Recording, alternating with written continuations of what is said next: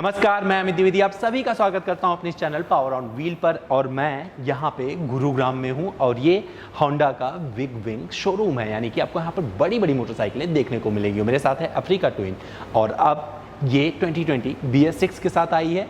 DCT व manual में available है और ये मैनुअल है। और मैं आपको क्या बताने जा रहा हूँ इस वीडियो में कि इसका मेंटेनेंस कॉस्ट क्या आता है, क्योंकि बहुत सारे लोग बड़ी बाइक तो खरीद लेते हैं लेकिन उनको पता नहीं होता खर्चा कितना आता है इस पर। तो ये अलग बाइक है और सबसे सस्ता इसका मेंटेनेंस होता है अगर इस सेगमेंट में जाकर देखेंगे। तो मेरे साथ, मैं अकेले बात नहीं करूंगा, मेरे साथ इस पर चर्चा करने के लिए हैं सुमित जी। तो मैं सुमित जी का स्वागत करता हूँ। सुमित जी कहाँ हैं आप, आइए। और ये सुमित जी आपको बताएंगे कि इसका मेंटेनेंस कॉस्ट क्या आता है। सुमित भाई, आपका स्वागत है मेरे इस चैनल पर। आप इधर खड़े हो जाइए तो बुलंद आवाज के साथ आ पाएंगे। मैं शायद आ रहा हूँ फ्रेम में।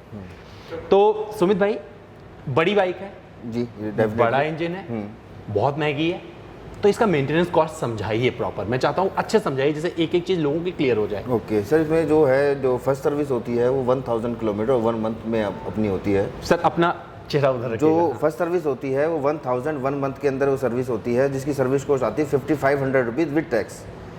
उसके बाद फिर नेक्स्ट सर्विस आती है 6000 किलोमीटर और 6 मंथ विच एवरेज अगर अर्लियर। आपको जैसे 5 महीने में 6000 किलोमीटर चल चुकी है तो आप पहले सर्विस करवा सकते हैं।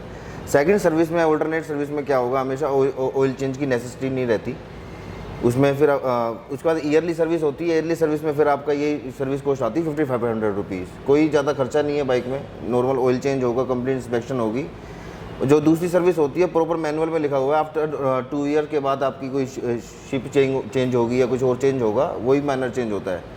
बहुत सर्विस कॉस्ट के मामले में बाइक में कुछ भी नहीं है, सबसे कम है। एक्सटेंडेड वारंटी की बात करें तो बड़ा रीजनेबल कॉस्ट पे एक्सटेंडेड वारंटी वो भी समझाइए। हाँ, 3 ईयर्स इसके साथ जो मिलती है पहले वो बताइए, इसके बाद में एक्सटेंडेड वारंटी पे कितना खर्चा करना। 2 ईयर 32,000 किलोमीटर्स में इसमें कंपनी की वारंटी है 2 साल की। इसके बाद हम 2+1 2+2 2+3 एडिशनल हम 3 ईयर्स की वारंटी और ऐड कर सकते हैं इसमें। वो कितने का पड़ता है लगभग? वो 9,200 रुपीज़ का हो जाता है, उसमें सारी चीज़ें आ जाती हैं।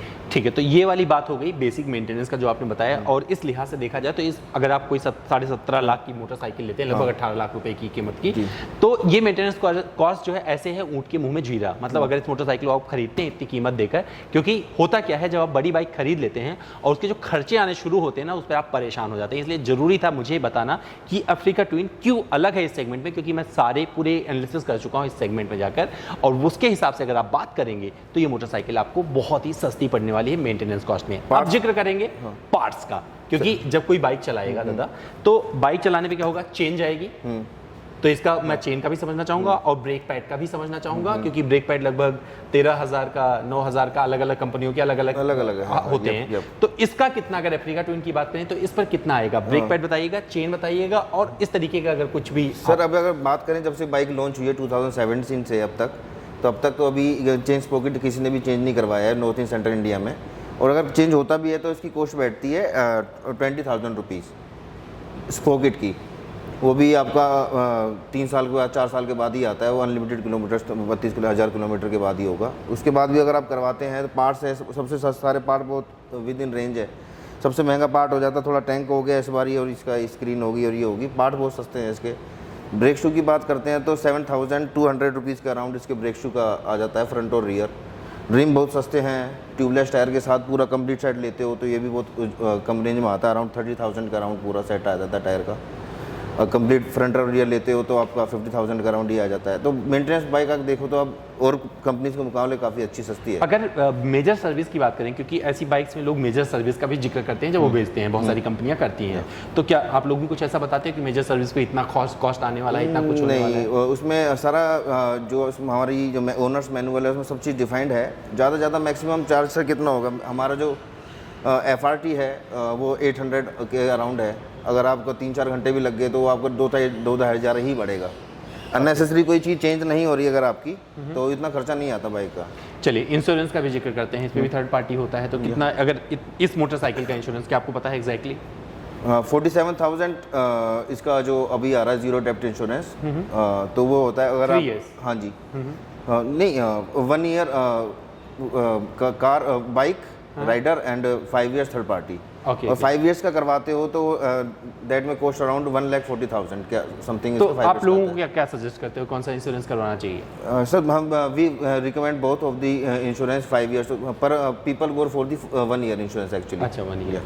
तो अभी इस पे और मैं जानना चाहूँ, अगर फेयरिंग वगैरह का कुछ डैमेज होता है तो इस पे क्या कॉस्ट आता है लगभग?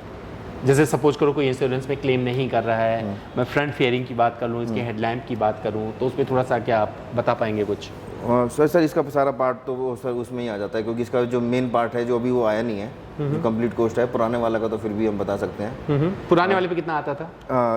ये लेफ्ट वाला फ्रंट का जो आप देख रहे हो, ये 4,500 रुपीज़ का एक नॉर्मल पार्ट है। और हेडलैम्प कितने का होता था उसका? हेडलैम्प सर आई थिंक इसका हेडलैम्प होगा, तो ये बहुत सारे नंबर्स हैं बेसिकली। तो अगर मैं एग्जैक्ट अमाउंट, ये मत समझिएगा कि मैं एग्जैक्ट अमाउंट बता रहा हूँ, क्योंकि कई जगह पे अभी कुछ चीज़ें डिफाइन होनी बाकी हैं, क्योंकि नई बाइक है, अभी सब कुछ आना, इनके पास बहुत कुछ चीज़ें नहीं आई हैं। और ये पहली मोटरसाइकिल है मैनुअल में इनकी, अफ्रीका ट्विन, जो यही लोग डिलीवर कर रहे हैं। इसमें तो श्योर है नॉर्थ और सेंट्रल, आप श्योर हो शायद? नॉर्थ ईस्ट सेंट्रल इंडिया भी है। I think this is the one pan India जो पहले आनंद जी को जा रही है। Okay okay. North east central India में ये पहली बाइक। तो ये जो वीडियो देख रहे हो आप मुझे, इसके पहले जो मैंने अपना एक कस्टमर कॉर्नर किया था जिसमें आनंद को आप सुन रहे हो ना, उससे रिलेट करके वीडियो लीजिएगा, क्योंकि ये उन्हीं की बाइक है। और मैंने सोचा कि जब ये सब कुछ हो रहा है तो एक बार आपको ये बताने की कोशिश करूँ कि मेंटेनेंस कॉस्ट कितना इस पर आता है, और ये बहुत ही कम होता है। तो अगर मैं जिक्र करूँ इस मोटरसाइकिल का, तो इसके पुर्जे मैं भी जानना चाहूँगा कि सस्ते क्यों पड़ते हैं, क्योंकि लोग बोलेंगे कि इस तरीके से वीडियो बना दिया और ये बताने की कोशिश नहीं की। क्योंकि जब कोई मोटरसाइकिल ज़्यादा बिकती है और ज़्यादा लोकलाइजेशन होता है तो उसके पुर्जे सस्ते पड़ते हैं। तो इसके बारे में बताइए कि इसकी पुर्जे। सर इसको अगर हम CBU अगर मंगवाते हैं इस बाइक को, इट में कॉस्ट अराउंड 25 lakhs अबव। ये ऑन रोड अगर बात करते हैं तो अगर इसको हम मंगवाते हैं SKD रूट से, this is coming 6 parts, engine अलग, टैंक अलग, प्लास्टिक पार्ट्स अलग। तो ये 6 पार्ट्स में असेंबल होती है मानेसर प्लांट में। तो यहाँ पे आके फिर ये असेंबल होती है। उसके बाद सारी कॉस्टिंग के बाद जो उसका एक्स्ट्रा रूम प्राइस निकल के आता है वो ये निकल के आता है 1535 के आसपास। तो सारा ये क्या है, इसमें पार्ट्स सस्ते हैं और ये आसान हो जाता है इसको रूट से मंगवाने के लिए डायरेक्ट CBU के मुकाबले। अगर आप किसी भी CBU बाइक को देखेंगे, अगर ये फायर ब्लेड है तो वो सारा आपको 100% ड्यूटी के साथ वो ज़्यादा महंगी पड़ती हैं। तो दैट्स वाई वी कॉल इसे CBR 650R and this and 300, इसलिए हमने बेसिकली किया है ताकि प्राइस कॉस्ट कटिंग कम हो और सेल्स ज़्यादा हो। तो सुमित भाई, कुछ और चीज़ इसमें जोड़ना चाहोगे जो मैं मुझसे रह गया है?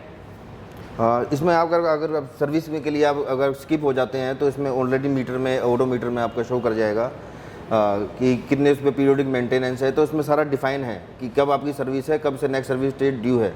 ब्लूटूथ है, नेविगेशन है, सब चीज़ इसमें इनबिल्ट है। ब्लूटूथ कनेक्ट करने के बाद आपको नेविगेशन, व्हीली कंट्रोल जो आप करना चाहते हो वो कर सकते हो। और आपका सर्विस इंटरवल इसमें आ चुका है। बाकी हर 6 महीने के अंदर जो भी हमारा सर्विस का इंटरवल होगा तो हमारी सर्विस टीम आपसे कोऑर्डिनेट करेगी। और आपको इन केस कहीं आपको आउट ऑफ द सिटी कहीं अगर बाइक में प्रॉब्लम आ जाती है तो we call our local dealers, वो आपकी हेल्प कर सकते हैं।